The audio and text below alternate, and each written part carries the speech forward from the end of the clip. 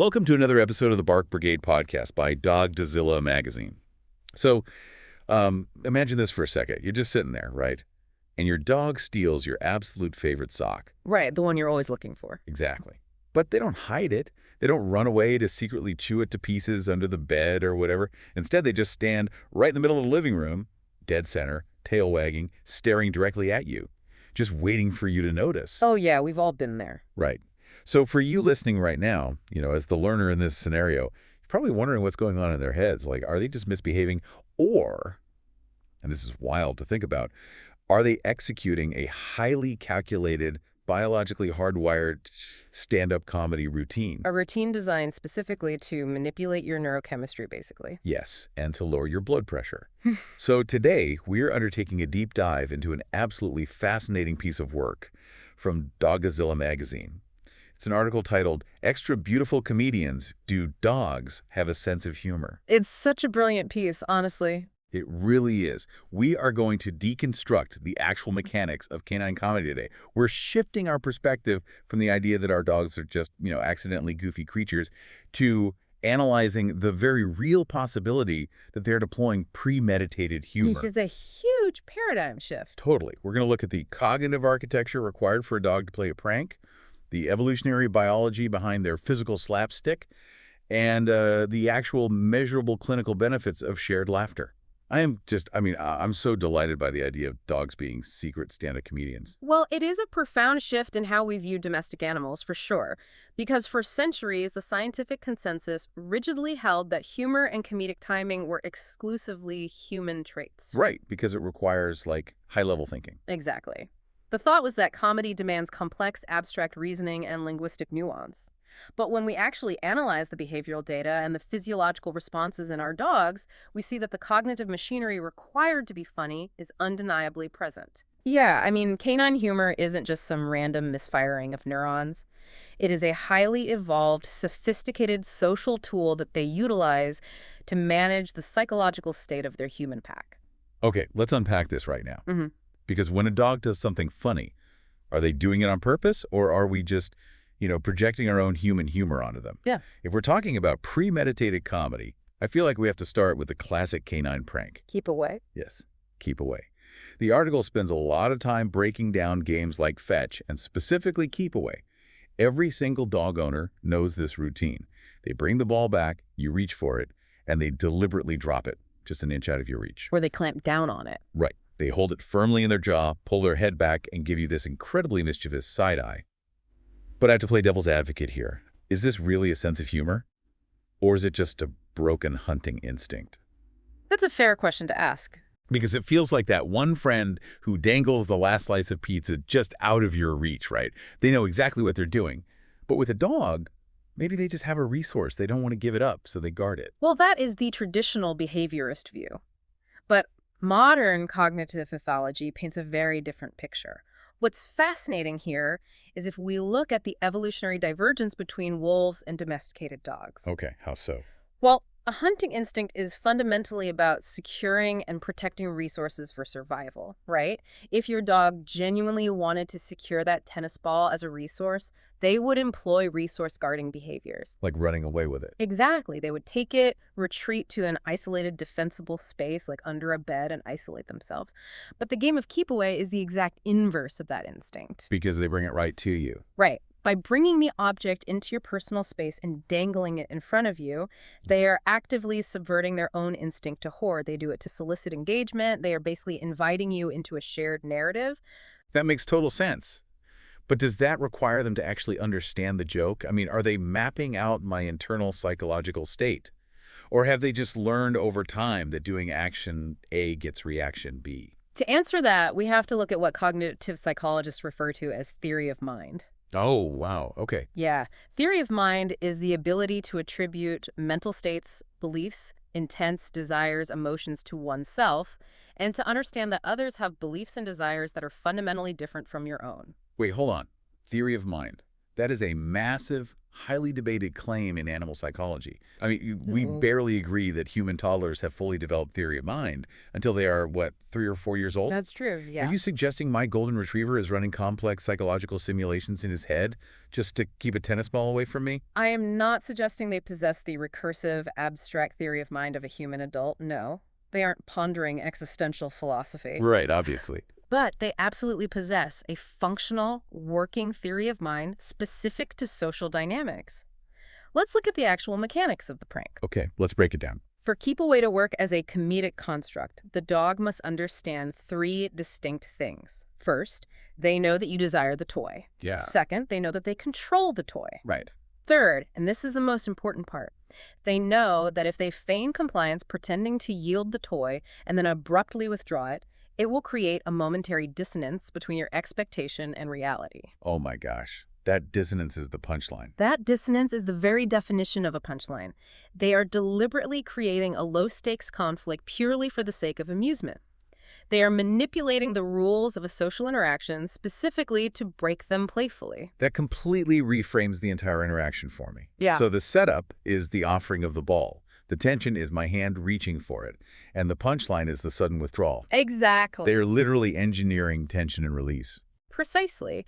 And this engineering is even more apparent when we look at hide and seek, which the Doggozila article highlights as a prime example of their humor. Oh, I love playing hide and seek with my dog. Right. The article described how dogs will hide behind furniture or in bushes, waiting in complete silence for their human companions to come searching for them.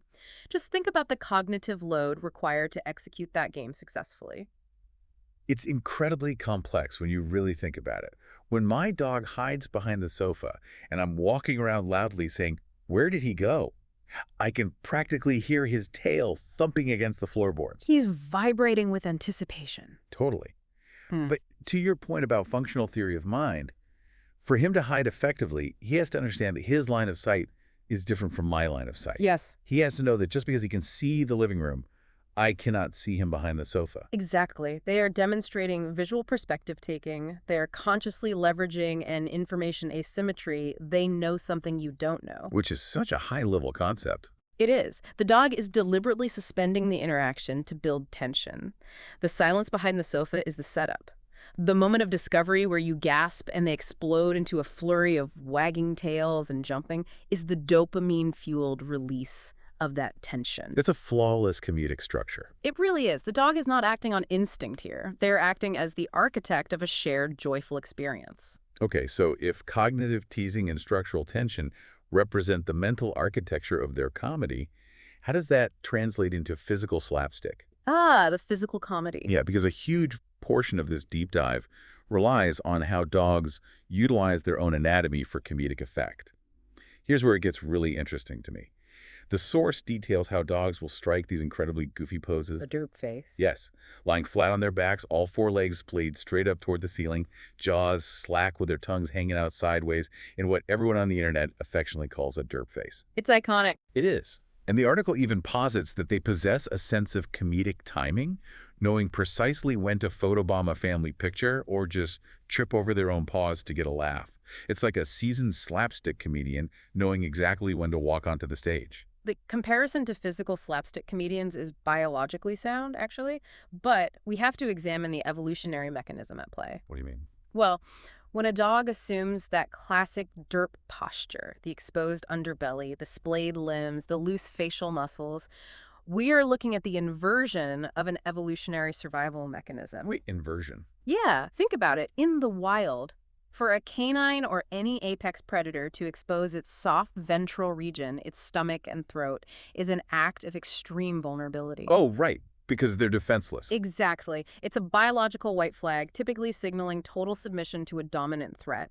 But in the context of a secure domestic environment, that ancestral posture is repurposed. So it means something else entirely. Right. It becomes the ultimate expression of psychological safety. It's almost like performative vulnerability. They are broadcasting to the room, hey, I am so incredibly safe in this environment that I am going to position my body in the most structurally ridiculous and defenseless way possible. And by weaponizing that vulnerability, they disarm us. We perceive it as inherently humorous because it shatters the expectation of an animal being alert or graceful. That makes so much sense. But the physical comedy goes far deeper than just their posture. It is actually etched into their very facial anatomy. Really, their anatomy. Yeah.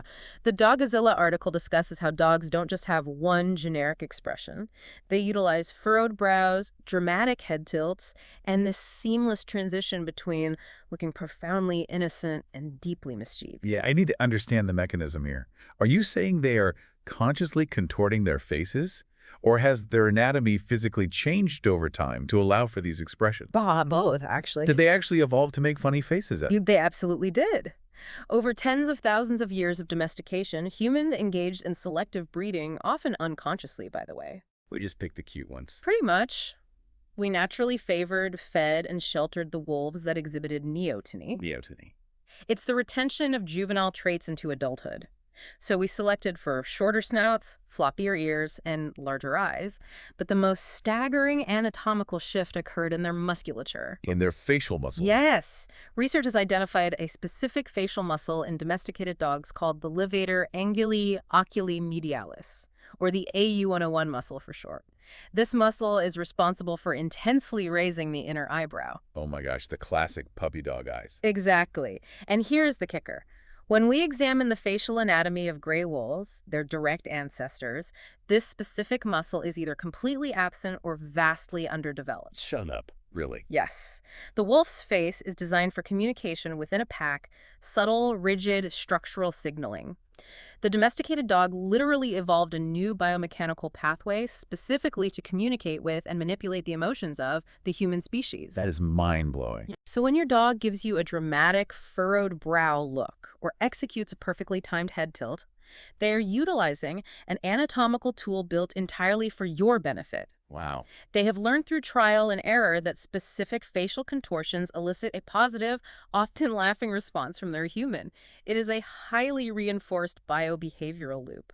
Okay, so if their physical comedy and these evolved facial muscles act as a tool to disarm us in, like, neutral situations, what happens when we aren't just a captive audience, but we are actively distressed? That's where things get really deep. Right, because how does that physical slapstick evolve from mere entertainment into emotional triage?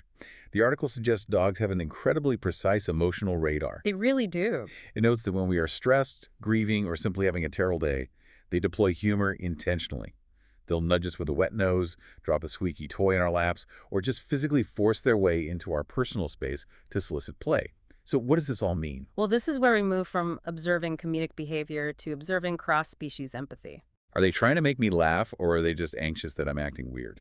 To understand how they detect our distress, we must look at their olfactory capabilities. A dog's vomeronasal organ allows them to detect chemical changes in our bodies that we are completely oblivious to ourselves. Chemical changes. Yeah. When you are stressed or grieving, your endocrine system floods your body with cortisol and adrenaline. Your sweat composition changes. Your breathing rate alters. Your voice changes pitch. So they can smell my bad mood. Basically, yes. It's less like they are reading your mind and more like they are reading a chemical barometer. They detect the cortisol spike in your system the same way a meteorological radar detects a massive drop in barometric pressure before a hurricane. And their behavioral response, the comedy, the squeaky toy, the goofy face, is like the sandbag they put down to stop the flood. Exactly. They recognize a negative shift in the environment's homeostasis, and they actively intervene to correct it. Emotional triage is the perfect term for it. They are not simply reacting with anxiety, which is a very common misconception. Because some people say, oh, my dog is just stressed because I'm stressed. Right, but if a dog were purely anxious about your chemical changes, they would exhibit avoidance behaviors. They would pace, whine, or hide. Instead, they approach the source of the distress and introduce an incompatible behavior play. Wow. That's so deliberate. They know that the squeaky toy or the dramatic head tilt has historically shifted your chemical state from stress to joy. They are applying a proven behavioral tool to mitigate a chemical problem. And the article points out an even more sophisticated tool in this triage process. Yeah. Mimicry. Yes, the mimicry is fascinating. This part absolutely blew my mind. The source explicitly mentions dogs crossing their paws while sitting on a chair, attempting to hold a toy the way a human holds a coffee cup, copying our yawns and mimicking our physical gestures. It's incredible to watch. I mean, I have seen dogs try to talk back to their owners by mirroring the cadence of a human conversation. Why are they doing this? Is it just a parlor trick, or is there a deeper psychological mechanism at play here? It is deeply rooted in the neurobiology of social bonding. In human psychology, we have something called the chameleon effect. The chameleon effect. Yes. It refers to the non-conscious mimicry of the postures, mannerisms, and facial expressions of one's interaction partners. Oh, like when someone crosses their arms, you cross your arms without realizing it. Precisely. This behavior is facilitated by mirror neurons in the brain, and it serves a critical evolutionary purpose. It builds rapport and signals empathy. It subtly communicates, I am like you, we are part of the same tribe, and we understand each other. So by sitting on the couch and crossing their paws exactly the way I am crossing my legs, they are utilizing the chameleon effect to hack our social bonding protocols. They really are. They're actively mirroring us to say, look, we are the same. Yes. Because dogs exist in a predominantly human world, they are incredibly astute observers of primate behavior. They watch how we interact with objects and how we posture ourselves all day long. They're always watching us. Always. So when a dog attempts to hold a toy, like a teacup, or perfectly mimics your yawn, they are initiating a shared language. And crucially, they're incredibly sensitive to the outcome of that mimicry. What happens when they do it right? When they cross their paws and you immediately laugh and offer affection, their brain registers that the mimicked behavior successfully tightened the social bond. They are using imitation as a form of comedy to seek common ground and reinforce pack cohesion. Okay, so we have established the cognitive setup of their pranks, the evolutionary anatomy of their physical comedy, and the empathetic mimicry they use for emotional triage. Right. But the Doggozila deep dive takes this a step further, and this is where the paradigm truly shifts for me. We're not just talking about psychological bonding anymore. The source explicitly details how the shared laughter triggers a massive, measurable physiological transformation inside the dog's body. This raises an important question about how deeply intertwined our biology really is with our pets. Exactly, because the article frames humor not just as a behavioral quirk, but as a literal form of medicine. The clinical physiological mechanics of shared laughter between a human and a canine are staggering. The psychoneuroimmunology, the study of how psychological states influence the nervous and immune systems, provides a clear map of what happens during these comedic interactions. Okay, let's trace that map. The source material lays out a clear biological chain reaction. It states that when a dog sees us laugh, they join in wagging, vocalizing, adopting play bows. Right, the play behaviors. And this playfulness releases a flood of endorphins, which the article notes are the body's feel-good hormones. This relaxes the animal and reduces their stress. Exactly. But the cascade doesn't stop there. The article explicitly states that laughter boosts the dog's immune system, improves their cardiovascular health, acts as a pain reliever, and increases blood circulation. It's an amazing chain reaction. It is. But I don't want to just list these outcomes. I really want to understand the cellular mechanics. Like, I know what an endorphin is generally, but how does human-induced laughter differ from the endorphin rush a dog gets from, say, eating a piece of steak? That is the critical distinction right there. Eating a high-value resource like a steak activates a non-social reward pathway, which is primarily driven by dopamine. It reinforces survival behavior. Okay, so food equals dopamine. Right. But shared cross-species play activates the social reward circuitry, which heavily involves the release of oxytocin, often called the bonding hormone, and endogenous opioids, or endorphin. Oh. Huh.